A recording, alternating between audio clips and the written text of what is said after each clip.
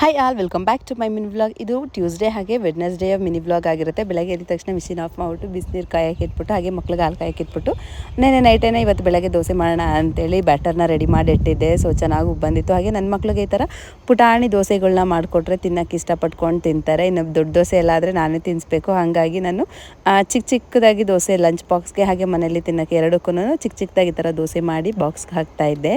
ಇನ್ನು ದೋಸೆ ಜೊತೆಗೆ ಆಲೂಗಡ್ಡೆ ಪಲ್ಯ ಕೂಡ ಮಾಡಿದೆ. ಇವ್ರನ್ನೆಲ್ಲ ಬಾಕ್ಸ್ ಎಲ್ಲ ರೆಡಿ ಮಾಡ್ತಾ ಇದ್ದೆ.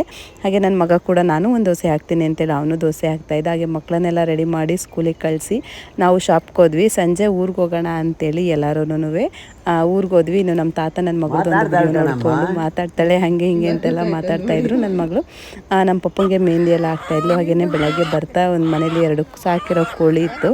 ಸೊ ಅದು 2 ಕೋಳಿಗಳ್ನ ಹಿಡ್ಕೊಂಡು ನಾವು ಕೂಡ ಬಂದ್ವಿ. ಮಕ್ಕಳಿಗೆ ಬೇರೆ ಸ್ಕೂಲಿಗೆ ಕಳಿಸ್ಬೇಕಿತ್ತು ಮತ್ತು ನಾವು ಕೂಡ ಶಾಪ್ ಓಪನ್ ಮಾಡಬೇಕು ಅಂತ ಬೆಳಗ್ಗೆನೇ ಬಂದ್ವಿ. So that's it.